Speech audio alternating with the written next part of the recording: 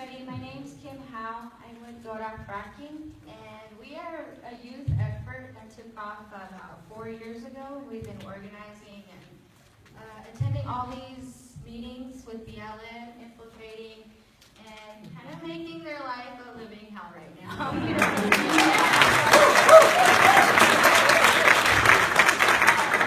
People knew about the BLM meetings that were taking place, so we just kind of funneled it through our page on Facebook.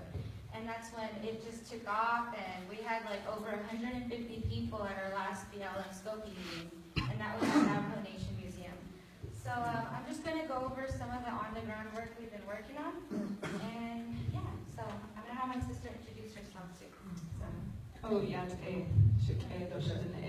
Lyla June, managed edit continuously of hospital in a bashin, additional Taos, New Mexico, Date Nation, Albuquerque, Chevron, I was just introducing my clans. I think it's really important to do that, to establish our genealogy as we stand before you. And I'm really happy to co-present with Kim tonight and to just support her. I help with Dooda Fracking. It's not Dooda.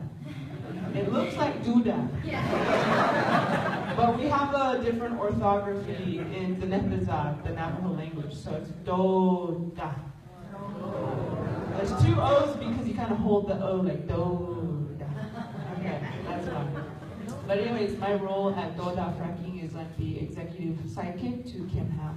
So I'm just here to help her. Okay, just click. You don't have to roll yours. Okay, so I'm going to go off with the first introduction. So our Navajo Nation government was founded in 1923, and it was founded, and the BIA helped with the federal government, and it's only for natural resource extraction. So that's one of our main concerns, is that we know that our government was established for resource extraction. So one thing we did over the summer was we were in the council chambers at Navajo Nation, and we spoke to our council delegates. So we informed them, and we gave them the rundown. We also invited locals from Counselor and Lightbrook and all those areas to come out and speak, because we wanted them to hear the testimonies. And some of our speakers couldn't even, follow through with what they wanted to say because it got too emotional for them. Yeah, so this is just what this page is about. So in the past, you could see that in Montezuma Creek and in Dinetha, there's already fracking going on around there. And what I just learned in Oklahoma, one of the reservations, there's one inspector for every 1,500 wells. So we cannot have one person inspect so many wells in a number of, maybe a month's time. Yeah, so that's just, impossible. So you could see that there's tumbleweeds around these wells, and I'm surprised there's actually fences around the wells in Montezuma Creek, because when you go out to Lightbrook, not all the wells have fences around them, so they would definitely, not pass inspection. So, yeah, and another place is in Counselor, New Mexico, and we were on a walk 2 years ago. It was called Dinetha, where 40 to 60 youth, we pretty much walked across the reservation from each sacred mountain to the next, and it was a prayer walk, and it was in protest of fracking on our reservation. And Lyla and I, we did take part in that walk. So when we were on the walk, there was actually a well explosion. And, well, actually it was like a oil truck that caught on fire. So we just kind of took pictures of that, and we had a sister on the inside. She was a water truck hauler. And she took some of these pictures of just how, they allow spills at these sites, and they don't clean them up. And yeah, you can see some flaring going on there. There's some fracking near the Naho Dithley Elementary School.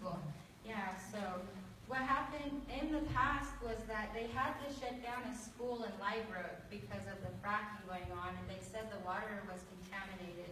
This is what we heard like 4 years ago when we first started. So they ended up building a new school, and they're fracking around it again.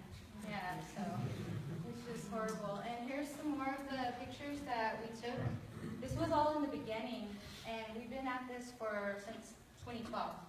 So here's some of the flaring. You know, there's like triple stacks, and you see more up here. You know, we talked to some youth, like really young girls, like I would say 4th and 5th grade. When we spoke to them, they were living right near a site and flaring. So what they told us was like, you know, it gets us sick, you know, it smells. And when there's oil trucks, you know, spilling oil, they have to call off school early, and, you know, the traffic gets in the way with the buses. You know, they just told us a bunch of stuff like that. So you can see all these trucks. And one of our grandmas out there, she plants corn, and she said that these trucks cause so much dust, and so our roads are not paved out there, and you know it interferes and interrupts with her planting. So that's something that's going on out there. You see the methane cloud? I actually took this right in front of the BLM office. You know, so that doesn't make sense. We have all these comments coming in about health concerns, environmental issues, and you could see that right in front of their office. So yeah, that's pretty disappointing if they don't want to listen, you know. So there's more flaring, and you could see there's animals around this flare right here. And that's in Counselor, New Mexico. So when we first started, a water system operator, he wanted us and he pushed us to do this. He shared all his information, and he just said, I want to leave it up to the youth. And he introduced us to some elders, and you know, we had so many interviews before we started actually going on the ground and doing the work. And we had permission from our elders to do so. And so there's potential targets in Arizona. So you could see, you know, our basin right there. Black Mesa is one of the areas, and there was confirmation saying there was an attorney going around, you know, and he was introducing the fracking idea to the community. Yeah, so, and there's already a coal mine there, so, you know, we are collaborating with Black Mesa Water Coalition so that we could, you know, kind of correlate both our issues. And you know, it's just about time that Eastern Agency and Western Agency of Navajo Nation come together. And yeah, you can see a lot of the other sites that have potential threats. I know when Ann Kirkpatrick was running for office back like 4 years ago, she did mention she didn't want fracking at the Grand Canyon, so that was a clue for us to understand that they're already looking into fracking in Arizona. East Nesbus had fracking, and that's right at the border of New Mexico and Arizona, and that is on the reservation.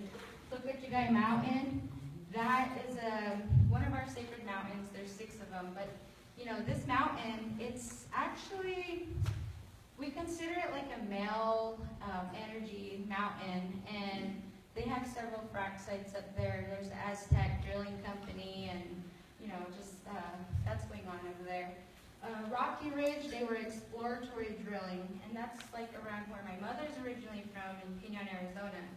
So we have these, and what we like to do is stand up for Chaco Canyon.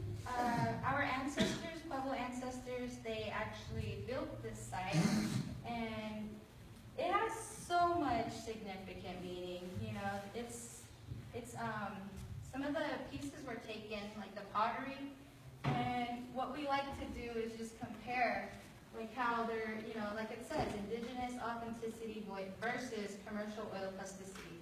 So, yeah, they take all this amazing, authentic work that our ancestors used to do, and I'm sure it was, you know, eco-friendly, and they turn it into plastic.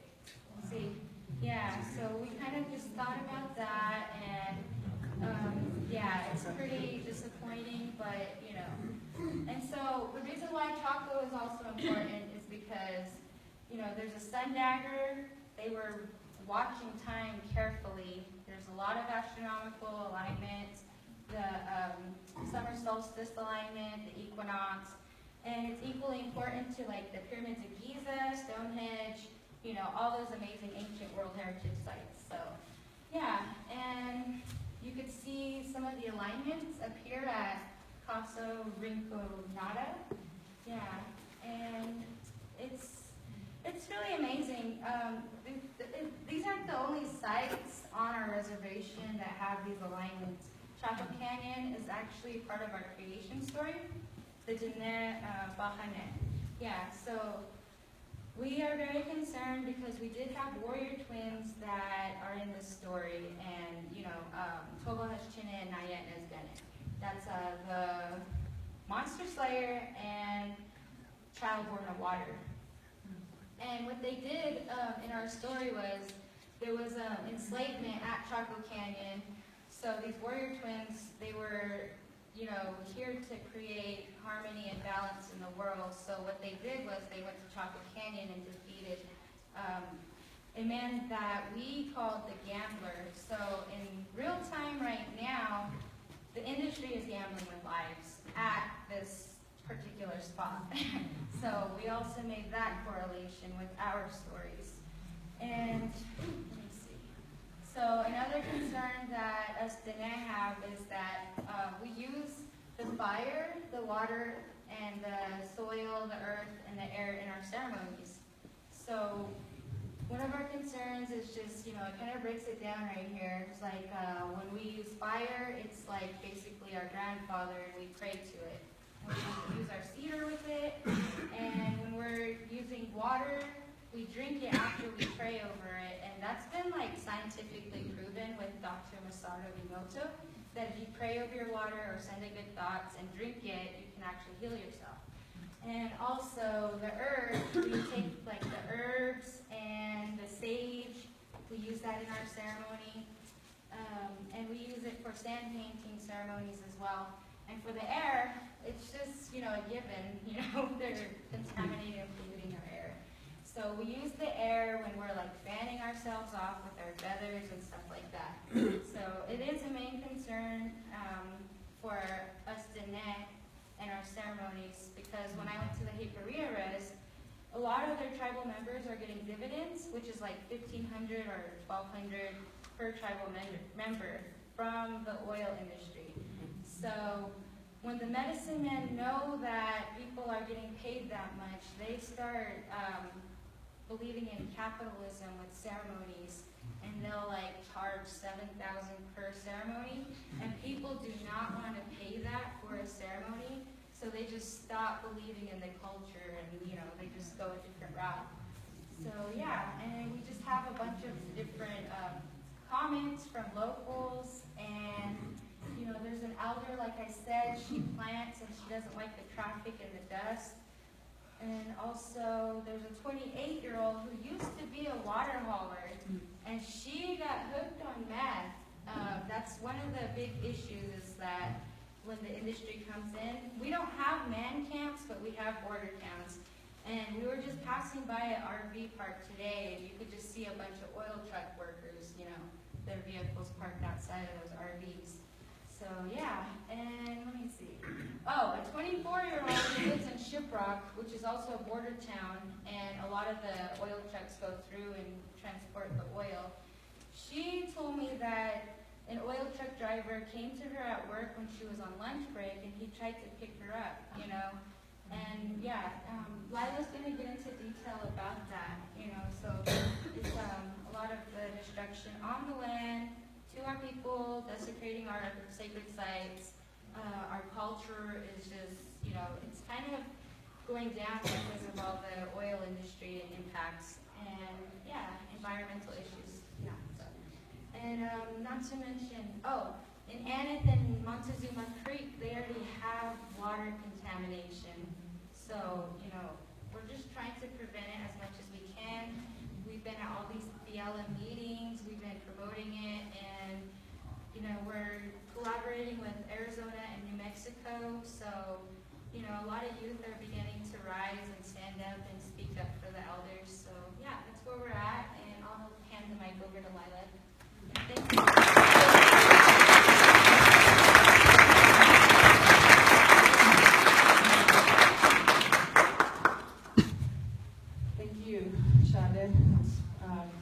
Very well spoken and very, I'm glad she explained a lot of our culture because as you can see, the Four Corners area is essentially the Navajo reservation, as it were. And so when we work together as one human family, as Native people, as European people, as African people, as Asian people, you know, we're trying to reweave the human family together again, and we're trying to redefine our relationship as one of collaboration, solidarity, friendship, and beauty. And so in order to do that, it's really important that we understand where each other are coming from. And so we really, really appreciate you taking the time to learn about Dine cosmology, because the area which we are all considering going into work this is our homeland of many, many, many tens of thousands of years. The archaeologists say a couple thousand, but we've been there so long they can't detect. The evidence is so old it's not there to detect anymore.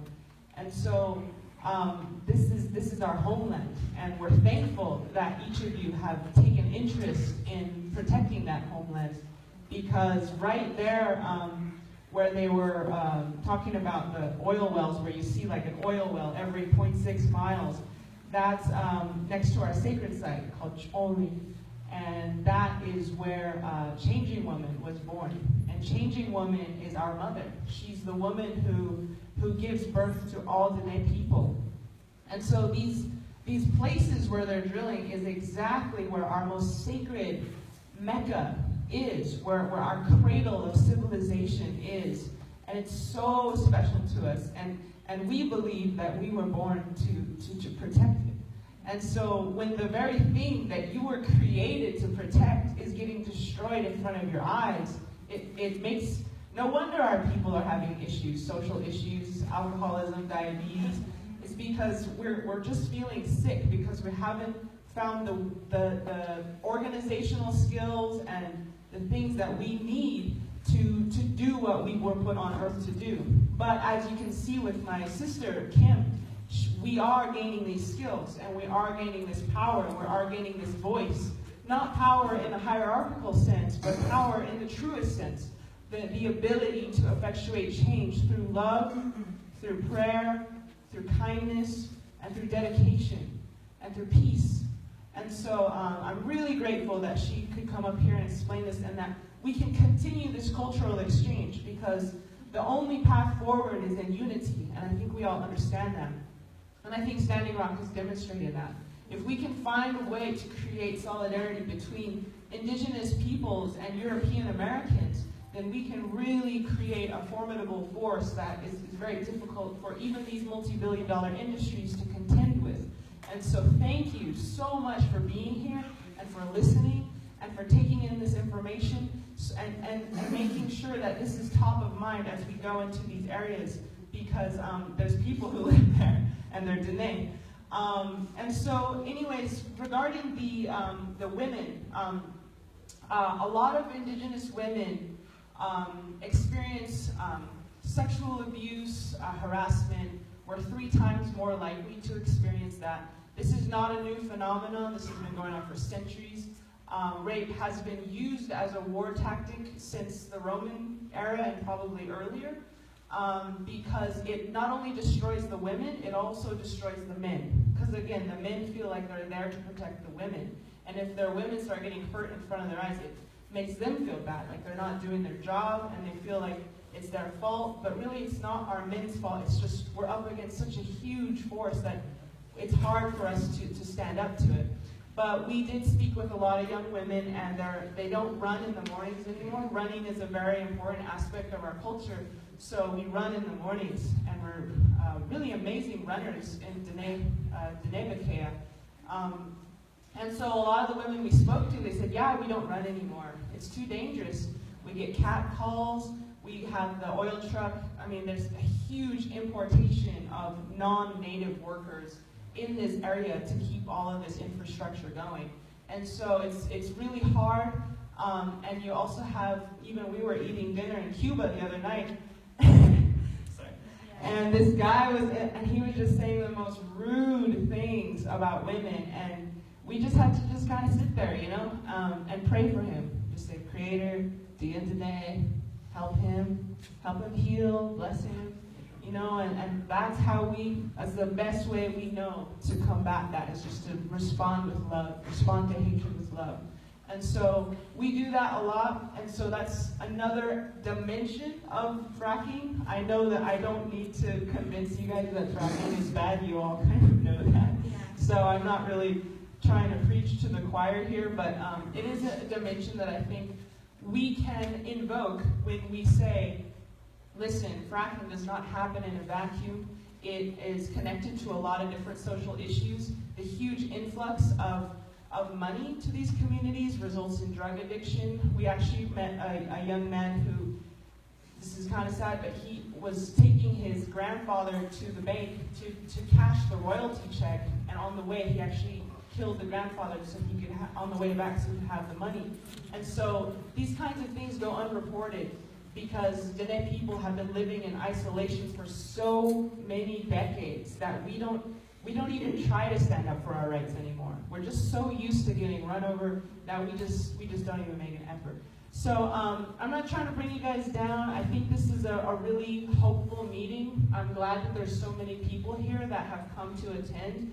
I think that together, as Standing Rock has demonstrated, that we can actually become not the worst state in the country, but that together we can create a force that rises up from the earth itself, just like the corn plant does, and comes together in solidarity, just like the animals do in the ecosystems. And we can create the change that we really want and need in this state, and we can become a leader in the nation. And I see that happening around me all the time, especially at the BLM scoping meeting. There was hundreds of people that they couldn't even fit all the people in the meeting because of a fire code. You know, we had reached capacity. And so I see that in this room tonight too, and I'm just so honored and grateful to be part of this movement that is burgeoning in this desert, so that we can make all of our descendants proud, no matter what race we are or what culture we come from. So thank you so much for coming tonight, and I look forward to working with all of you in the future.